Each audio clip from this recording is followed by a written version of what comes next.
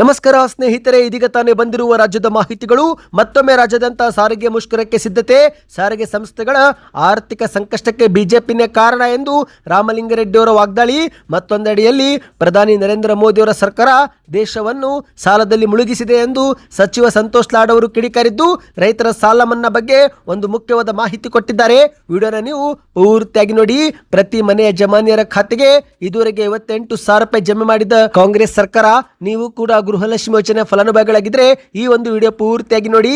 ಮೇ ತಿಂಗಳಲ್ಲಿ ಮತ್ತೊಂದು ಕಂತು ಜಮೆ ಆಗುತ್ತೆ. ಯಾವುದು ಮತ್ತು ಯಾವಾಗ ಎಂಬ ಮಾಹಿತಿ ನೋಡೋಣ. ಇನ್ನು ಮತ್ತೊಂದೆಡೆಯಲ್ಲಿ LPG ಸಿಲಿಂಡರ್ ಬೆಲೆಯಲ್ಲಿ ಭಾರಿ ಏರಿಕೆ. ಇದೇ ಮೊದಲ ಬಾರಿಗೆ 1,000 ರೂಪಾಯಿವರೆಗೆ ಏರಿಕೆ ಮಾಡಲಾಗಿದೆ.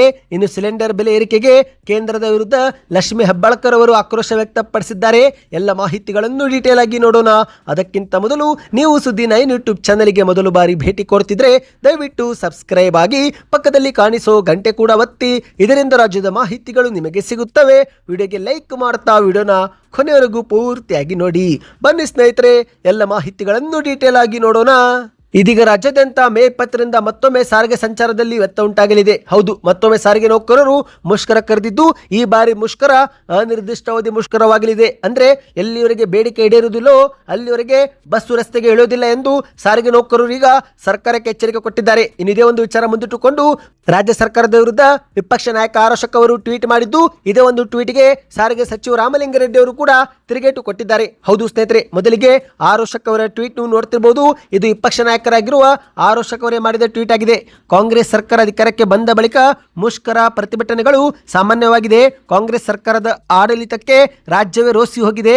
ಕಾಂಗ್ರೆಸ್ ಜಾರಿಗೊಳಿಸಿರುವ ಮಹಿಳೆಯರ ಉಚಿತ ಬಸ್ ಪ್ರಯಾಣ ಯೋಜನೆ ಶಕ್ತಿಯಿಂದಾಗಿ ಸಾರಿಗೆ ಇಲಾಖೆ ನೌಕರರು ಹೈರಾಣಾಗಿದ್ದಾರೆ, ಮಾನಸಿಕ ಹಿಂಸೆ ಅನುಭವಿಸುತ್ತಿದ್ದಾರೆ. ಶಕ್ತಿ ಯೋಜನೆಯಿಂದಾಗಿ ಸಾರಿಗೆ ಇಲಾಖೆಯ ಶಕ್ತಿ ಕುಂದಿದ್ದು ರಾಜ್ಯ ರಸ್ತೆ ಸಾರಿಗೆ ನಿಗಮಗಳ ನೌಕರರ ಏಳಿಗೆಯ ಬಗ್ಗೆ ಯೋಚಿಸಲು ಕೂಡ ಆಗದಂತಹ ನಿಕೃಷ್ಟ ಹಂತವನ್ನು ಸರ್ಕಾರ ತಲುಪಿರುವುದು ದುರಂತವೇ ಸರಿ. ಸರ್ಕಾರದ ಬೇಜವಾಬ್ದಾರಿ ನಡೆಯಿಂದ ಆಕ್ರೋಶಗೊಂಡಿರುವ ಕರ್ನಾಟಕ ರಾಜ್ಯ ರಸ್ತೆ ಸಾರಿಗೆ ನಿಗಮಗಳ ಕಾರ್ಮಿಕ ಸಂಘಟನೆಗಳ ಜಂಟಿ ಕ್ರಿಯಾ ಸಮಿತಿ ಈಗ ಮುಷ್ಕರ ಮಾಡಲು ನಿರ್ಧರಿಸಿದೆ.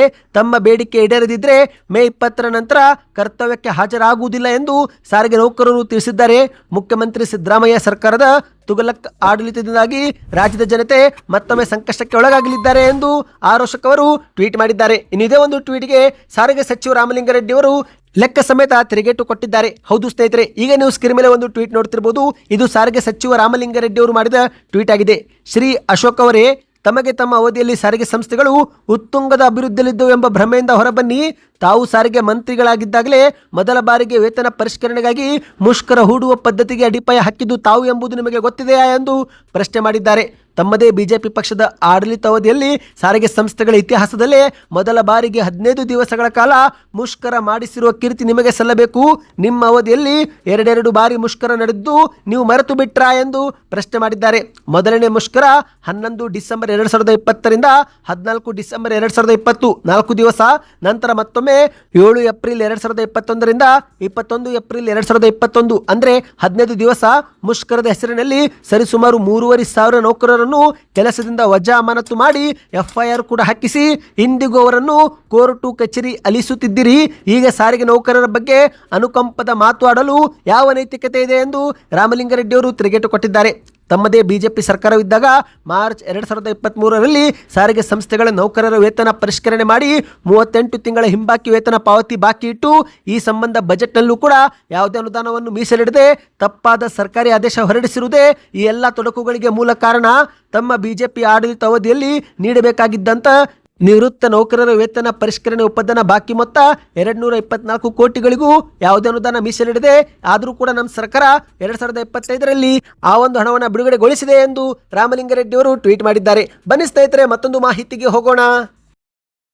ಪ್ರಧಾನಿ ನರೇಂದ್ರ ಮೋದಿ ಆಡಳಿತದಲ್ಲಿ ಭಾರತ ಸಾಲದಲ್ಲಿ ಮುಳುಗಿ ಹೋಗಿದೆ ಎಂದು ಕಾರ್ಮಿಕ ಇಲಾಖೆ ಸಚಿವ ಸಂತೋಷ್ ಲಾಡ್ ಅವರು ವಾಗ್ದಾಳಿ ಮಾಡಿದ್ದಾರೆ. ನರೇಂದ್ರ ಮೋದಿ ನೇತೃತ್ವದ ಸರ್ಕಾರ ತನ್ನ ಆಡಳಿತಾವಧಿಯಲ್ಲಿ ಭಾರತದಲ್ಲಿ ಸಾಲದಲ್ಲಿ ಮುಳುಗುವಂತೆ ಮಾಡಿದೆ. 1947ರಲ್ಲಿ ಕೇವಲ 55 ಲಕ್ಷ ಕೋಟಿಯಷ್ಟಿದ್ದಂಥ ಭಾರತದ ಸಾಲ ಇಂದು 14 ವರ್ಷದಲ್ಲಿ 225 ಲಕ್ಷ ಕೋಟಿಯಾಗಿದೆ ಎಂದು ಸಂತೋಷ್ ಲಾಡ್ ಅವರು ಹೇಳಿಕೆಯನ್ನು ಕೊಟ್ಟಿದ್ದಾರೆ. ಹೌದು ಸ್ನೇಹಿತರೆ, ವರ್ಷಕ್ಕೆ 2 ಕೋಟಿ ಉದ್ಯೋಗ ಕೊಡ್ತೀವಿ ಅಂತ ಹೇಳಿ ಅಧಿಕಾರಕ್ಕೆ ಬಂದು ಇದುವರೆಗೆ ಉದ್ಯೋಗ ಸೃಷ್ಟಿ ಮಾಡಿಲ್ಲ. ರೈತರ ಸಾಲ ಮನ್ನಾ ಮಾಡುವ ಭರವಸೆಯೊಂದಿಗೆ ಮೋದಿ ಸರ್ಕಾರ ಅಧಿಕಾರಕ್ಕೆ ಬಂತು.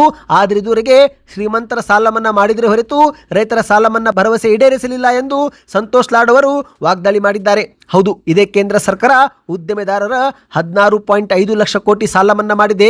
ದೇಶದ ವಾರ್ಷಿಕ ಬಜೆಟ್ 50 ಲಕ್ಷ ಕೋಟಿ ಇದ್ರೆ ಅದಾನಿ ಅಂಬಾನಿಯವರ ವಾರ್ಷಿಕ ವಹಿವಾಟು 30 ಲಕ್ಷ ಕೋಟಿ ಇದೆ. 2016ರಲ್ಲಿ ಅದಾನಿಯ ಆದಾಯ 50,000 ಕೋಟಿ ಇದ್ದದ್ದು ಇಂದು 15 ಲಕ್ಷ ಕೋಟಿಗೂ ಹೆಚ್ಚಿಗೆ ಆಗಿದೆ. ದೇಶದಲ್ಲಿ ದೊಡ್ಡ ಮೀನುಗಳು ಸಣ್ಣ ಮೀನುಗಳನ್ನು ತಿನ್ನುತ್ತಿವೆ. ದೇಶದ ಕೇವಲ 1% ಜನರ ಕೈಯಲ್ಲಿ 40% ದೇಶದ ಆಸ್ತಿ ಇದೆ ಎಂದು ಸಂತೋಷ್ ಲಾಡ್ ಅವರು ದೂರಿದ್ದಾರೆ. ರಾಜ್ಯದಲ್ಲಿ ಸಿದ್ದರಾಮಯ್ಯ ನೇತೃತ್ವದ ಕಾಂಗ್ರೆಸ್ ಸರ್ಕಾರ ಇಂದು ಜನರಿಗಾಗಿ ಪಂಚ ಗ್ಯಾರಂಟಿ ಯೋಜನೆಗಳನ್ನು ಜಾರಿಗೆ ಮಾಡಿ ವರ್ಷಕ್ಕೆ 60,000 ಕೋಟಿ ಖರ್ಚು ಮಾಡ್ತಾ ಇದೆ.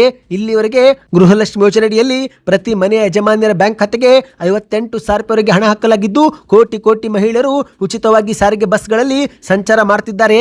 ನಮ್ಮದೇ ಕಾಂಗ್ರೆಸ್ ಗ್ಯಾರಂಟಿ ಯೋಜನೆಗಳಿಂದ ಪ್ರತಿ ಮನೆಗೆ ಏನಿಲ್ಲವೆಂದರೂ 4,000 ರಿಂದ 6,000 ರೂಪಾಯಿವರೆಗೆ ಹಣ ತಲುಪುತ್ತಿದ್ದು ದೇಶದಲ್ಲಿ ಆಶಾ ಕಾರ್ಯಕರ್ತರಿಗೆ ಗೌರವಧನ, ಬಿಸಿ ಊಟ, ವೃದ್ಧಾಪ್ಯ ವೇತನ, ವಿಧವಾ ವೇತನ, ಅಂಗವಿಕಲ ವೇತನ ಸೇರಿದಂತೆ ಎಲ್ಲ ವ್ಯವಸ್ಥೆ ಜಾರಿಗೆ ತಂದಿದೆ ಕಾಂಗ್ರೆಸ್ ಸರ್ಕಾರ ಎಂದು ಸಂತೋಷ್ ಲಾಡ್ ಅವರು ಹೇಳಿಕೆಯನ್ನು ಕೊಟ್ಟಿದ್ದಾರೆ. ಬನ್ನಿ ಸ್ನೇಹಿತರೆ, ಮತ್ತೊಂದು ಮಾಹಿತಿಗೆ ಹೋಗೋಣ. ಅದಕ್ಕಿಂತ ಮೊದಲು ನೀವು ಕೂಡ ಸಾಲ ಮನ್ನಾ ನಿರೀಕ್ಷೆಯಲ್ಲಿದ್ದರೆ ಅಥವಾ ರೈತರಾಗಿ ಬೆಳೆ ಸಾಲ ಮಾಡಿ ಬೆಳೆ ನಷ್ಟ ಅನುಭವಿಸಿದ್ರೆ ಕಮೆಂಟ್ ಅಲ್ಲಿ ನಿಮ್ಮ ಅನಿಸಿಕೆಗಳನ್ನು ತಿಳಿಸಿ. ಇದರಿಂದ ಒಂದು ಉತ್ತಮ ಫೀಡ್ಬ್ಯಾಕ್ ಸಿಗುತ್ತೆ. ಬನ್ನಿ ಮತ್ತೊಂದು ಮಾಹಿತಿಗೆ ಹೋಗೋಣ.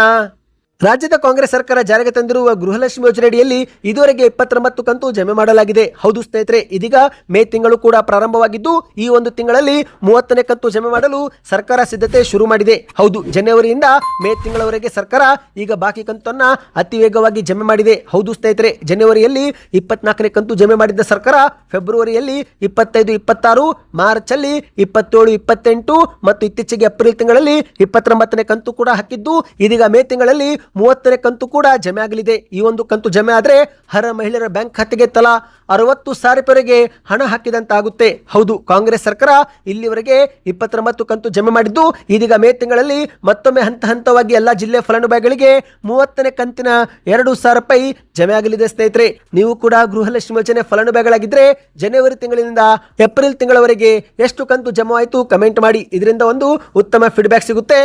ಅಂದ ಹಾಗೆ ಇದೀಗ ರಾಜ್ಯದ ಕಾಂಗ್ರೆಸ್ ಸರ್ಕಾರ ಗೃಹಲಕ್ಷ್ಮಿಯರಿಗೆ ಮತ್ತೊಂದು ಸೂಚನೆ ಕೊಟ್ಟಿದೆ. ಹೌದು ಸ್ನೇಹಿತರೆ, ಈಗಾಗಲೇ ಅರ್ಜಿ ಸಲ್ಲಿಕೆ ಮಾಡಿದ ನಂತರ ಎಷ್ಟೋ ಗೃಹಲಕ್ಷ್ಮಿಯರು ಮೃತಪಟ್ಟಿದ್ದು ಅವರ ಬ್ಯಾಂಕ್ ಖಾತೆಗೂ ಕೂಡ ಹಣ ಸಂದಾಯವಾಗಿದೆ. ಹಾಗಾಗಿ ಮರಣ ಪತ್ರದ ಅನುಸಾರ ಹೆಚ್ಚಿನ ಕಂತನ್ನ ಜಮೆ ಆಗಿದ್ದರೆ ಅದನ್ನು ಸರ್ಕಾರ ವಾಪಸ್ ಪಡೆದುಕೊಳ್ಳಲಿದೆ. ಅಂದ ಹಾಗೆ ಅದೇ ಮನೆಯ ಯಜಮಾನಿ ಮೃತಪಟ್ಟರೆ ನಂತರ ಮುಂದಿನ ಯಜಮಾನಿಯರು ಮತ್ತೊಮ್ಮೆ ಅರ್ಜಿಯನ್ನು ಹಾಕಿ 2,000 ರೂಪಾಯಿ ಪಡೆದುಕೊಳ್ಳಬೇಕು ಎಂದು ಸರ್ಕಾರ ಸೂಚನೆ ಕೊಟ್ಟಿದೆ. ಹೌದು, ಈಗಿರುವ ಖಾತೆಯನ್ನ ಬಂದ್ ಮಾಡಿಸಿ ಮತ್ತೊಮ್ಮೆ ಹೊಸ ಗೃಹಲಕ್ಷ್ಮಿಯರು ಅರ್ಜಿಯನ್ನು ಸಲ್ಲಿಕೆ ಮಾಡಬೇಕು ಎಂದು ಹೇಳಲಾಗ್ತಾ ಇದೆ. ಸ್ನೇಹಿತರೆ, ಇದೊಂದು ನಿರಂತರ ಅರ್ಜಿ ಸಲ್ಲಿಕೆ ಪ್ರಕ್ರಿಯೆಯಾಗಿದ್ದು ಯಾವುದೇ ಒಂದು ಕೊನೆ ದಿನಾಂಕ ಇರೋದಿಲ್ಲ. ಹಾಗಾಗಿ ಗೃಹಲಕ್ಷ್ಮಿ ಯೋಜನೆಗೆ ಹೊಸದಾಗಿ ಅರ್ಜಿಯನ್ನು ಹಾಕಿ 2,000 ರೂಪಾಯಿ ಪಡೆದುಕೊಳ್ಳಬೇಕು ಎಂದು ಸರ್ಕಾರ ಇಲ್ಲಿ ಸೂಚನೆ ಕೊಟ್ಟಿದೆ.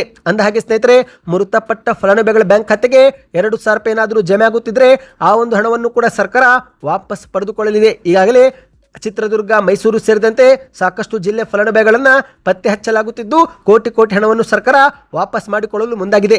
ಬನ್ನಿ ಮತ್ತೊಂದು ಮಾಹಿತಿಗೆ ಹೋಗೋಣ. ಪ್ರತಿ ಬಾರಿ ತಿಂಗಳ ಮೊದಲನೇ ದಿನದಂದು ಸಿಲಿಂಡರ್ ಬೆಲೆಗಳನ್ನು ಜಾರಿಗೆ ಮಾಡಲಾಗುತ್ತೆ. ಪ್ರತಿ ಬಾರಿ ಸಿಲಿಂಡರ್ ಬೆಲೆಯಲ್ಲಿ 10 ರೂಪಾಯಿ, 50 ರೂಪಾಯಿ, 100 ರೂಪಾಯಿ ಏರಿಕೆ ಆಗುವುದು ಮತ್ತು 10 ರೂಪಾಯಿ, 15 ರೂಪಾಯಿ ಇಳಿಕೆ ಆಗುವುದು ನಾವು ನೋಡಿದ್ದೇವೆ.